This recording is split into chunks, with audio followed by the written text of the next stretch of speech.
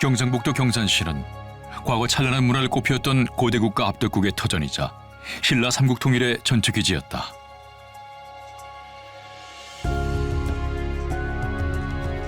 오늘의 경산은 영남대, 대구대, 대구가톨릭대 등 12개의 대학이 모여있는 자타공인 교육의 도시이자 청년 희망도시이다.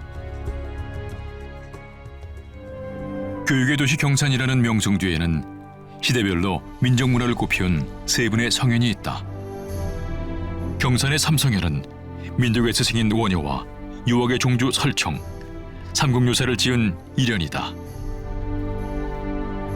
첫 번째로 만나볼 성현은 종교에 상관없이 누구나 알 법한 인물, 바로 원효다.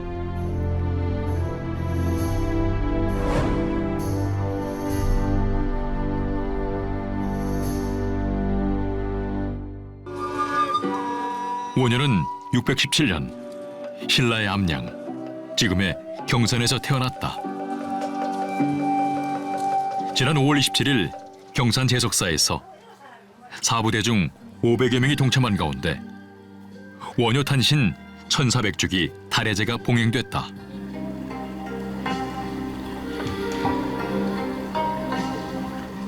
불교의 대중화에 앞장서 귀족 불교를 민중 불교로 바꾸고 여러 종파가 다툼을 멈추고 하나가 되어 부처님의 가르침인 자비를 실천해야 한다는 원효의 정신은 1400년이란 시간이 무색할 정도로 우리 곁에 생생하게 남아있다.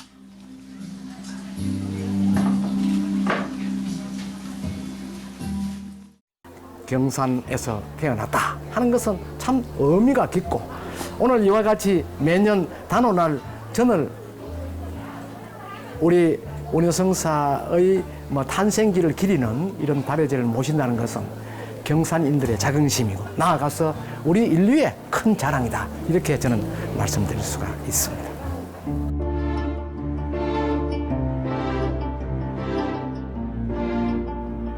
제석사는 원효의 탄생지로 추정되는 곳이다. 삼국유사의 원효는 자신이 태어난 곳과 살던 집에 절을 세워 각각 사라사와 초계사라고 하였다는 기록이 남아있는데, 이곳 제석사가 사라사로 여겨지는 곳이다. 스님의 어머니는 유성이 품 안에 들어오는 꿈을 꾸고 잉태했고, 해산할 때가 되자 오색 구름이 땅을 덮었다고 한다.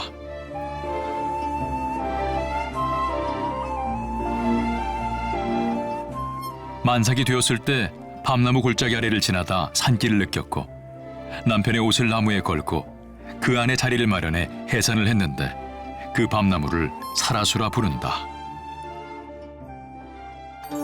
원효는 617년 암양군 불지촌, 지금의 경상북도 경산시 자인면 북쪽 율곡에서 태어났으며 조부는 잉피공이고 아버지는 신라 17관등 가운데 11위 내마의 지위에 있던 담날이다.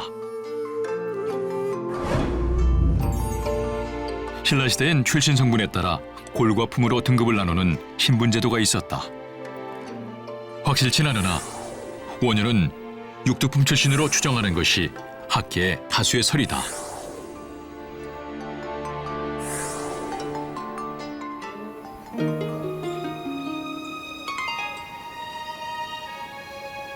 신분의 한계는 있었을지 몰라도 불제자로서 수행의 한계는 없었다.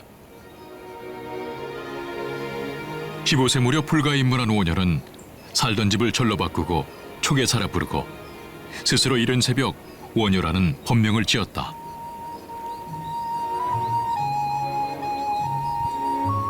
구전되는 얘기 중 초계사는 산에 있는 것을 좋아하는 손자를 위해 원효의 조부가 초막을 지었는데 그 초막 이름이 초계사라는 설도 있다. 초계사다실 허공당에 서면 현성산 골짜기로 불어오는 바람에 실려 원효가 세상에 남기고 간 자취가 전국 방방곡곡으로 퍼져나가는 기분을 느낄 수 있다.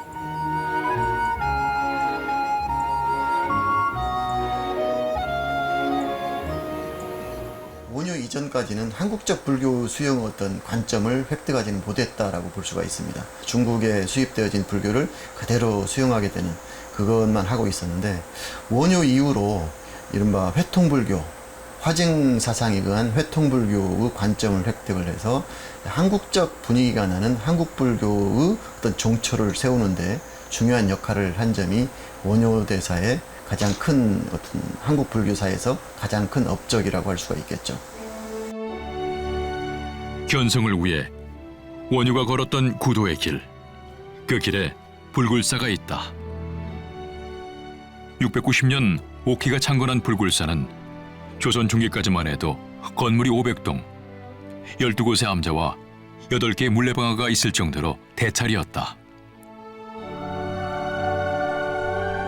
불굴사는 굴 속의 불상을 모시고 있는 사찰이라는 뜻으로 사찰 옆에 있는 홍주암이 원효가 수도 정진했다는 석굴이다. 스님이 처음으로 수행한 굴이라 해서 원효굴이라고도 불린다. 원효는 따로 스승을 두지 않고 스스로 경전을 연구하고 수도에 정진한 것으로 알려져 있다. 그러나 고구려 보독 스님을 찾아가고 해공 스님과 법령 내기한 일화를 보면 당시 스님들과 교류가 전혀 없었던 것은 아니었던 것 같다. 스승이 있었을 뿐만 아니라 이제 많은 사람들과 학문적으로 교류를 하면서 그 교류에서 발생했던 여러 가지 논쟁을 통해서 자신의 사상을 다듬어 간 것이죠. 원효가 이제 굉장히 개성이 강하고 자립적인 성격이 굉장히 컸기 때문에 누구에게 무슨 말을 들으면 그거를 있는 그대로 무비판적으로 수용을 하지 않고 나름대로 이제 그 논쟁을 하려고 하고 많이 논리적으로 따지려고 하는 그런 태도를 이제 그렇게 표현을 했다고 생각을 합니다.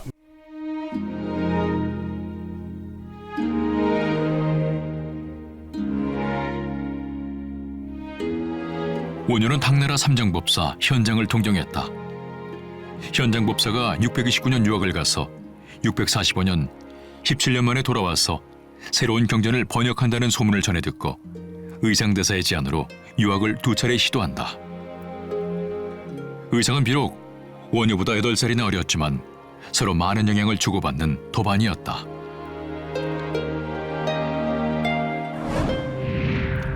당시 신라인들은 육로와 해로를 통해 당나라로 이동했다. 650년 의상과 함께 육로를 통해 당나라로 가던 중 압록강 건너 요동 변방에서 첩자로 오해받아 고구려 국경수비대에 잡히고 만다. 잡아가둔 지 10여일 만에 풀려난 원효와 의상은 유학을 포기하고 신라로 돌아가야만 했다. 일반적으로 이제 스님이 이렇게 국경을 넘는 거는 종교적인 이유니까 대개는 그렇게 잡지 않았던 것 같아요. 서동요 배경설을 보면. 그런데 이제 그때는 좀 고구려와의 관계가 더 안 좋았었는지 이례적으로 좀 원효 의상 2분은 잡혔거든요. 좀 전쟁이 굉장히 격화됐던 그런 상황이었는데 그러나 이제 시간이 한 10년 넘게 지나서 이제 661년에 이제 백제가 멸망한 다음에 바닷길을 통해서 가게 되는 거죠. 원효와 의상은 진리를 찾아 다시 유학길에 오른다. 서라벌에서 경산을 거쳐 중국과의 교류의 중심지인 당항성에서 백기를 통해 당나라로 떠날 계획을 세웠다. 의상과 함께 2차로 당나라 유학길에 오른 원효는 당항성으로 가던 도중 날이 저물어 길 옆에 있는 무덤가에서 잠을 청했다. 원효는 밤중에 목이 말라 달게 마신 물이 아침에 일어나 보니 해골에 고인 썩은 물임을 알고 경악했다. 썩은 물을 달게 마셨던 자신을 되돌아보며 모든 것은 마음먹기 달렸고 진리는 밖이 아닌 자기 자신에게서 찾아야 함을 깨닫고 다시 신라로 돌아왔다. 그 당시는 이렇게 삼국 통일 과정에서 수많은 전란들이 있었고 곳곳에 해골들이 다 뒹굴지 않았을까라는 그런 생각이 들어요.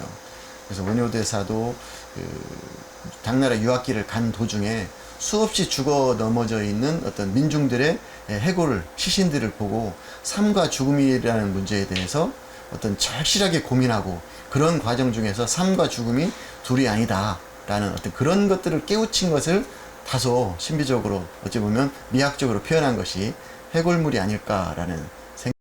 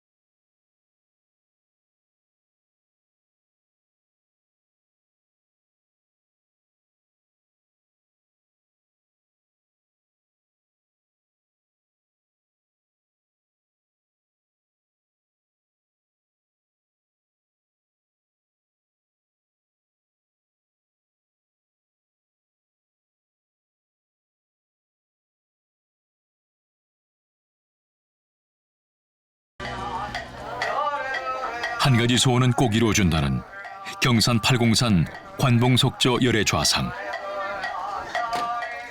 경산을 대표하는 팔공산 갓바위. 경산시는 매년 갓바위 축제를 개최해서 시민과 함께하고 있다. 경산 팔공산 관봉속저 열애 좌상과 함께하는 경산 갓바위 축제는 관광객들에게 다양한 볼거리와 먹거리가 제공되는데, 지난 9월에 열린 2017 경산 갓바위 소원성취 축제에도 소원지를 달고 소원복주머니와 열쇠고리 만들기 등 다채로운 행사로 5만여 명의 방문객들의 눈길을 사로잡았다. 영험함으로 대중의 소원을 들어준다는 팔공산. 원효의 소원은 견성이 아니었을까? 누가 자루 없는 도끼를 내게 허락하겠는가? 나는 하늘을 떠받칠 기둥을 깎으리라. 민가를 떠돌며 외치는 스님의 말이 현명한 후손을 얻고자 함임을 단박에 알아들은 이는 무열왕. 왕은 관리를 시켜 스님을 공입구 신라천에 빠뜨렸고 옷을 말려주겠다는 핑계로 요석궁에 머물게 했다. 요석공주와 지내던 원효대사는 스스로 파괴승이 됐다. 원효와 요석공주의 사랑도 그게 설총이라고 하는, 말하자면 역사적으로 큰 역할을 하는 분을 낳기 위해서 그런 계율과 세상의 비판을 넘어선 더 큰 역사적 소명을 실천하기 위한 것이었다, 이렇게 보고자 합니다. 예. 궁을 나온 이후로 자신을 소성거사라하고 백성들과 동고동락하면서 무예가를 세상에 퍼뜨린 원효.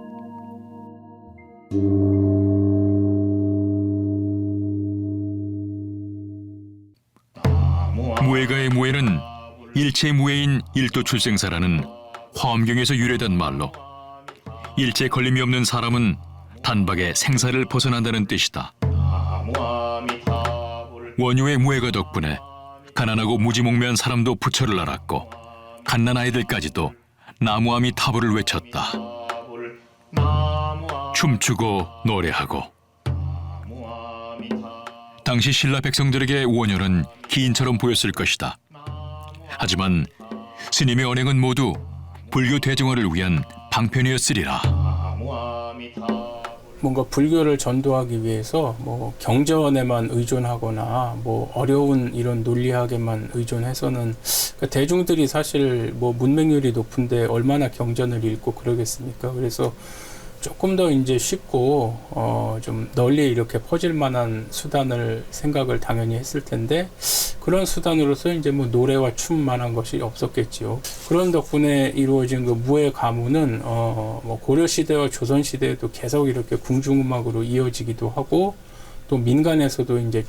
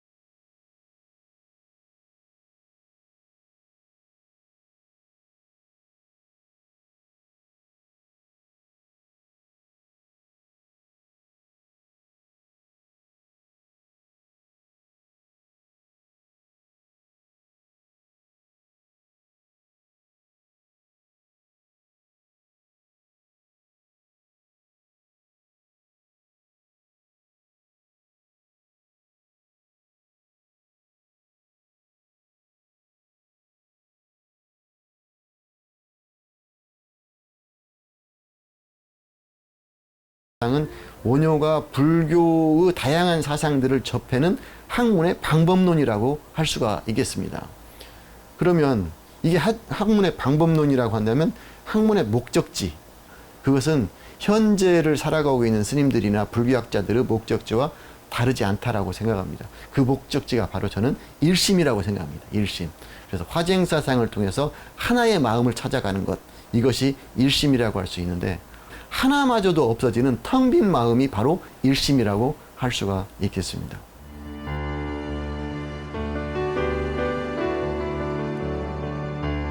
원효의 사상은 시대를 초월한 이상이었을까? 원효 탄신 1400주년을 기념하며 열린 학술대회에서 일심, 화쟁, 통합의 대가로서의 원효의 면모를 다시금 확인할 수 있었다. Indeed, in the 1400 years since his birth, there have been many ways of encountering Wonhyo. This process continues today, as we may presume it will far into the future, as each generation makes Wonhyo its own. 원효의 사상은 현 시대가 추구하는 대통합과 맥락이 같다. 회통이라는 원과 같은 순환 구조를 주장한 이유 중 하나는 중생들이 보살행을 실천해 깨달음을 얻게 하고자 함이었다. 일심은 다툼을 잠재우고 조화롭게 통하는 화쟁과 회통을 우야미였고, 화쟁과 회통은 일심으로 나아가는 방편이다. 원효 스님을 통해서 비로소 한국 불교의 어떤 그 이론, 화쟁사상을 통한 한국 불교 이론이 정립됐다고 할 수가 있습니다.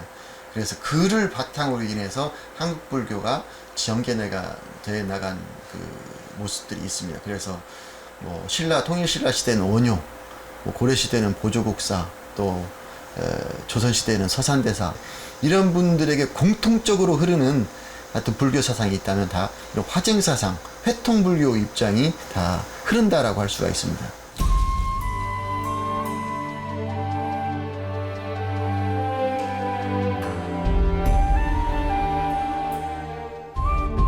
시대를 앞서간 원효. 686년 원효가 열반에 들고 400년이 지난 고려 숙종 때 대각국사 의천의 건의로 화쟁국사 시호를 받았다.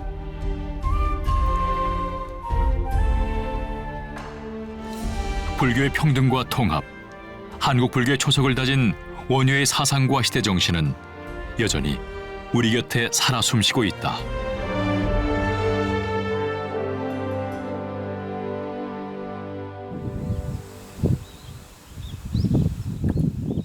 원효가 말했던 하늘을 떠받칠 기둥은 무엇이었을까? 그것은 원효와 요속공주 사이에서 태어난 아들 설총이었다. 경산 구룡산 반용산은 원효와 요속공주, 설총의 흔적이 남아있는 관음기도 도량이다. 반용산은 아버지 원효가 세우고 아들 설총이 자란 곳이라 전한다.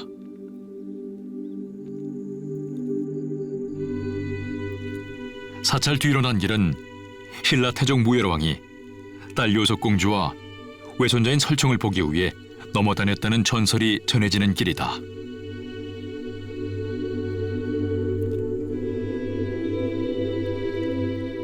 어머니 요속공주의 지극한 사랑으로 자랐지만 설총의 마음 한구석엔 아버지에 대한 그리움도 컸을 것이다.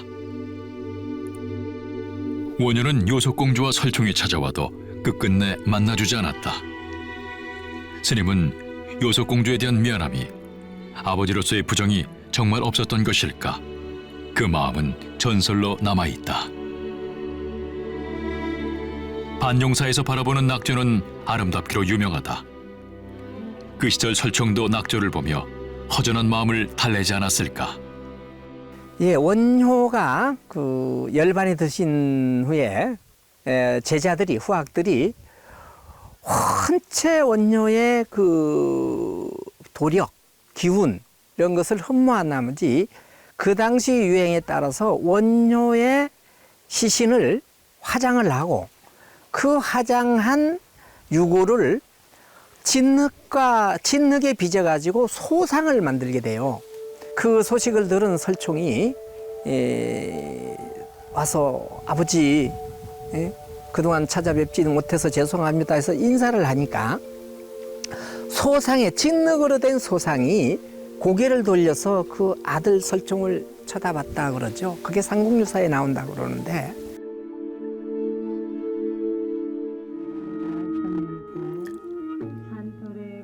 생전에 만나지 못한 세 분의 소중한 인연이 반용사에서 맺어졌다.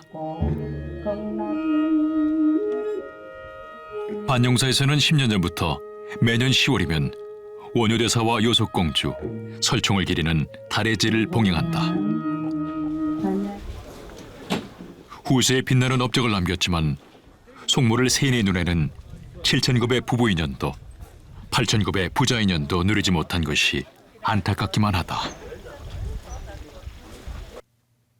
1400년이 지난 지금이라도 가족이 함께하기를 기원하며 달해제를 올린다.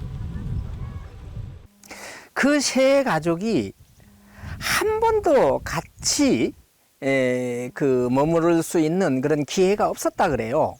그 당시 상황으로 봐서 원효는 스님으로서 또 나라의 그 삼국 통일을 위한 그 자문 역할로서, 그리고 요속은 원효와의 짧은 만남으로 인해서 잉태한 설총을 낳고 설총을 훈육하는 그런 일, 그리고 설총은 아버지 없이 요속 공주의 지도를 받으면서 신라 최고의 학자인 3대 문장가, 그리고 시편에 들어갈 수 있는 아주 큰 지혜를 얻은 대학자였었는데, 그 세 분의 애틋한, 그리고 또 나라를 위한 충정, 그리고 우리의 후세를 위한 그런 업적들을 기리는 그런 장을 한번 만들어 보자 해서 시작된 게 벌써 이제 10년이 됐고, 원효가 한국 불교의 성인이라면 아들 설총은 한국 유학의 종주다. 설총은 천성이 총명하여 태어날 때부터 이치를 알았고 중국의 역경, 서경, 시경 등 경서들을 신라말로 풀어서 읽고 후학들을 가르쳐 학자들이 존경했다는 기록이 삼국사기 유학전에 기록돼 있다.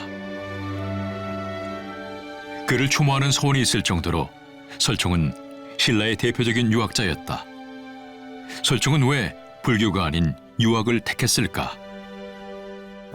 왕권이 너무나 그 귀족들에게 참 밀려가지고 왕이 그냥 휘둘리는 그 판에 이래가지고는 안 되고, 새로운 신라 고구려 백제를 통일한 통일 신라의 새로운 사회, 새 판을 짜야 되는데, 거기에 그 지배 이데올로기를 가지고 말하자면 불교 가지고만은 안 되고, 그러니까 유교를 새로 들여온 거죠. 그게 바로 설총의 국학이고 설총의 이두식 교수법이라고 할 수 있을 겁니다. 이런 점에서 아버지, 아들로서의 어떤 그런 육친으로서의 그것은 약했지만은 결국은 사상과 학문으로서 사회적 자아로서의 아들과 아버지의 그러한 그 연이 이어졌지 않으니까 그렇게 생각합니다. 남산면 하대리에 있는 도동서원은 설총을 추모하기 위한 제당으로 해마다 3월이면 설총의 학덕을 추앙하는 향사가 열린다. 도동이란 이름은 유학의 도가 설총으로 인해 이 땅에 처음 꽃피운 것을 의미한다. 삼국 통일 후 왕권 강화를 위한 인재 발굴을 위해 교육기관인 국학을 설립했는데, 국학 설립의 중추이자 최고 책임자가 설총으로 추정된다. 설총하면 가장 먼저 떠오르는 것이 이두의 집대성. 이두는 한자의 음과 훈을 빌려 우리말의 순서대로 표현하는 것을 말한다. 이두는 새로운 문자가 아니라 한자일 뿐이다. 한자를 쓰되 중국어 표기 순서를 우리말의 어순으로 바꿔 쓴 것이다. 한자의 뜻을 빌려 우리말을 표기했고 한자의 음을 빌려 우리말을 표기했다. 설총은 이런 이두의 표기법을 정리하고 발전시켜 유학의 경전을 알기 쉽게 풀이해서 국영과 사서오경을 가르치는 데 활용했다.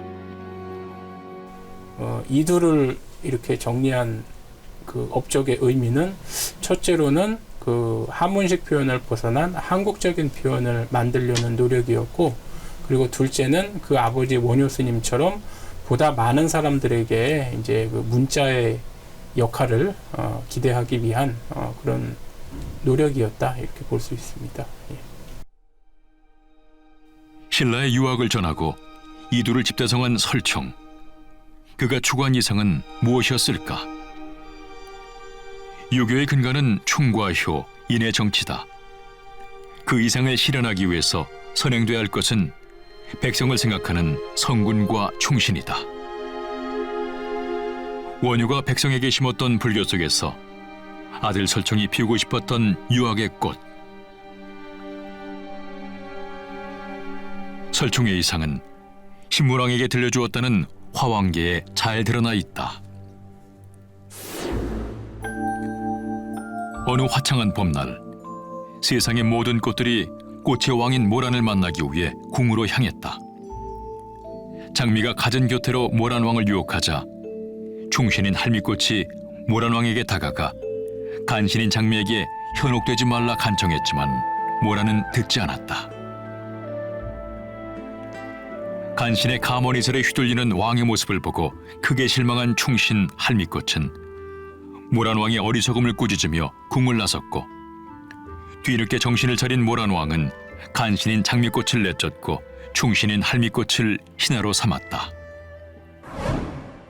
화왕계는 골품제도가 있던 신라에 신분보다는 능력 위주로 인재를 쓰라는 설총의 충심이 담겨 있다.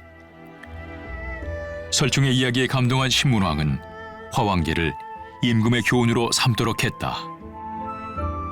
화왕계라는 작품은 그러니까 이제 설총이 갖고 있었던 그 현실 인식을 뚜렷하게 보여준다고 할 수 있습니다. 편하게 대하는 사람만 이제 대접할 것이 아니라 오히려 자신을 불편하게 하는 사람이 정말 훌륭한 그 참여 의식을 갖고 있는 사람이라는 것은, 그래서 권력자라는 거는 편하면 안 되고 뭔가 불편한 상황을 자꾸 만들어서 그 불편함 속에서 이제 이 민생을 위해 무엇을 할 수 있을 것인가, 이것을 고민하는 것이 그 참된 그 권력을 갖고 있는 사람이 가져야 할 책임감이라는 것을 그 화왕계라는 작품을 통해서 보여주고 있고요. 화왕계는 고려 가전문학과 조선 의인 소설의 원류로서 문학적으로도 가치가 높다.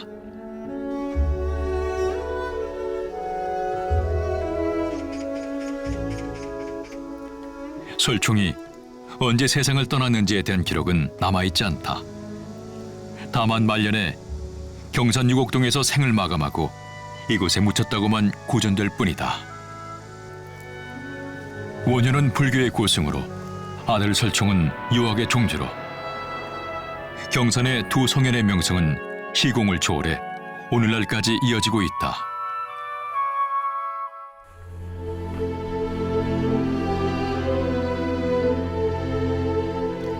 원효와 설총, 두 성현이 나고 자란 경산은 원삼국시대 소국 중 하나인 압독국이었다. 압독국은 풍수해가 좋고 연간 일조량이 가장 많은 암양벌이 있어 살기 좋은 땅이었다. 부족국가였던 압독국은 102년에 신라에 투항했고, 김유신이 압독주 도독으로 있는 동안은 백제 고구려와의 전쟁에서 당시 신라의 수도 방어와 전투병 훈련 기지 역할을 했다. 독특한 문화를 꽃피우던 압독국은 삼국 통일을 위한 신라의 요충지였고, 원효와 설총을 배출한 인재의 땅이다. 삼국사기나 삼국유사의 기록이 전해오는 압독국이 이제 위치했던 역사적인 고장입니다. 사적 제516호로 지정되어 있는 경산 임당 유적에서 발굴된 1,500여 개의 고분과 2만 5천 점이 넘는 다양한 종류의 화려한 유물은 찬란하고 우수했던 압독국의 문화를 잘 보여주고 있습니다.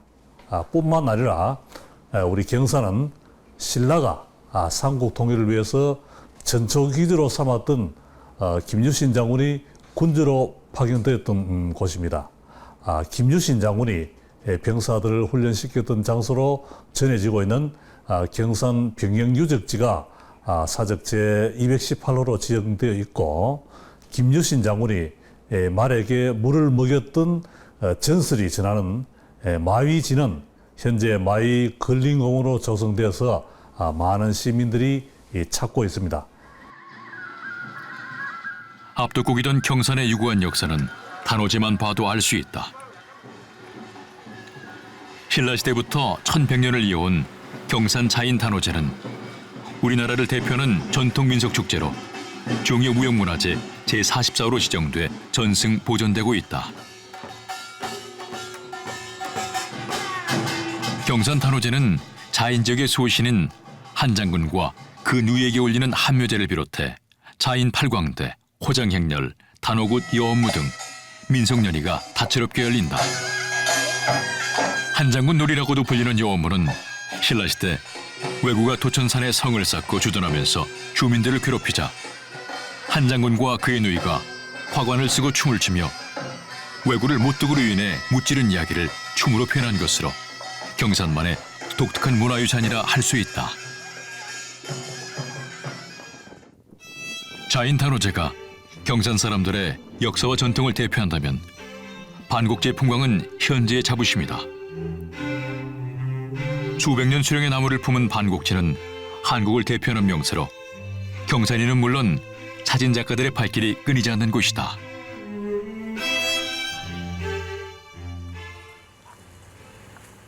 경산 삼성산 역시 경산을 대표하는 상징물이다. 삼성산은 원효, 설총, 일현 이렇게 세 성현이 산자락에서 태어나 붙여진 이름이다. 삼성산과 관련된 마지막 경산의 성현은 일현이다. 고려 총수광 때 경산은 주부로 승격되고 혈령이 파견되었는데 그 이유가 보각국사인 일현이 태어난 고향이기 때문이다. 고려 후기 뛰어난 학생이자 선생이던 일현은 1206년 장산군, 지금의 경산 삼성산 아래에서 태어난 것으로 추정되고 있다. 보각국전 비명, 비문이죠.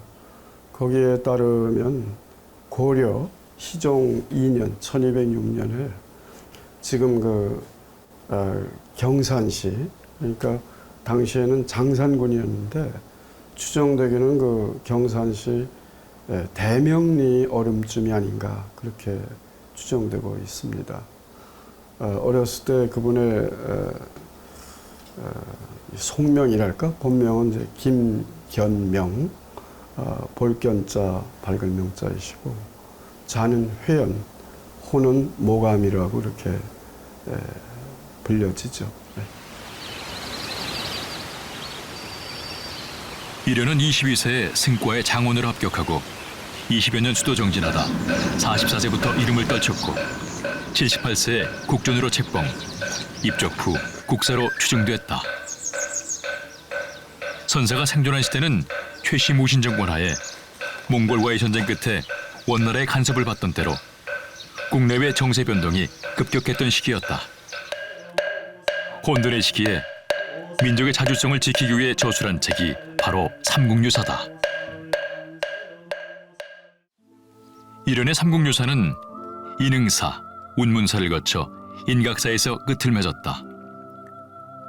충렬왕은 일현에게 보각이라는 시호를 내렸고 6년 후 보각국사비가 세워졌다. 비에는 4,100여 자가 새겨졌지만 현존하는 글자는 10분의 1 수준이다. 말년에 국사의 지위를 내려놓고 인각사로 온 이유는 연로한 어머니 때문이었다. 일현의 효심은 비문에도 잘 나타나 있다. 노모를 모시기 위해 구산으로 돌아가겠다는 일현의 거듭된 간청에 충렬왕은 마침내 그 뜻을 받아들였고 스님이 가는 길을 호위하게 했다는 기록이다.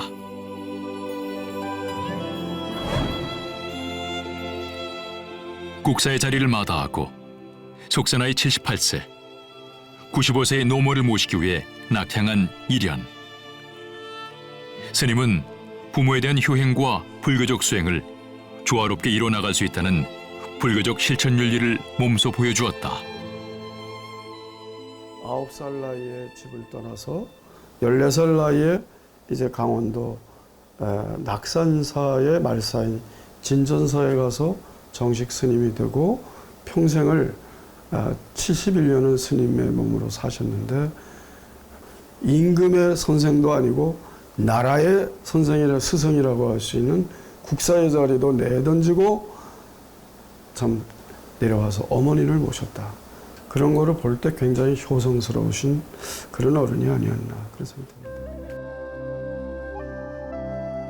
왕명에 의해 쓴 김부식의 삼국사기와 달리 일연의 삼국유사는 개인의 역사의식을 바탕으로 저술한 책이어서 표현이나 내용면에서 한결 자유롭다. 우리나라의 건국신화는 물론이고 민간 설화 등 특히 불교와 관련된 고승, 사찰, 석답 등에 얽힌 신비로운 이야기들이 가득하다. 무엇보다 삼국유사는 현존하는 역사서들 중 단군신화가 수록됐다는 점에서 그 가치가 크다. 몽골의 말발굽 소리가 끊이지 않고 임금은 강화도로 피신을 갈 수밖에 없는 그런 참 절체절명의 위기에서 우리 민족은 원래 이런 민족이 아니고 하늘에서부터 내려온 하느님의 자손이라고 하는 천자신손이라고 하는 그런 생각을 삼국유사 고조선의 단군 왕검의 이야기로 대변되는 그런 이야기로 민족 정기를 일으키고 그러니까 불력으로 외세를 퇴치할 수 있다는 강한 신념을 사람들에게 희망의 끈을 놓지 마라. 그런 민족 정기를 일으켰지 않는가. 이르는 수행을 통해 선사상을 융합하고자 했고 대장경을 깊이 연구해 여러 법회를 개최함으로써 선교 겸수의 입장을 갖게 됐고 나아가 민중구원의 정토신앙까지 수용했다. 선종과 교종으로 나누어진 당시의 불교 사회를 하나로 선으로 이렇게 이제 우리가 통합을 하고 더 나아가서 정말 찢기고 상처뿐인 그 고려시대 당시에 임금에서부터 모든 백성에 이르기까지 그런 것들을 갖다가 하나로 이렇게 통합하려는 그런 아마 사상으로 우리가 이해할 수 있을 거라고 봅니다. 고려민의 자주 정신을 회복하고 고통 속에 있는 민중을 구원하며 전란으로 허물어진 민족 정기를 지키고자 했던 일연. 일연은 세수 84세, 법납 71세에 금강이를 맺고 열반했다.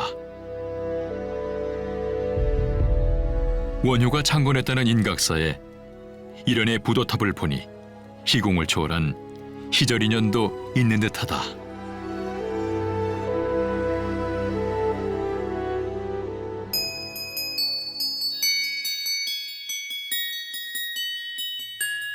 시대는 달라도 전란으로 고통받는 중생을 불심으로 보듬고자 했던 원효와 일연.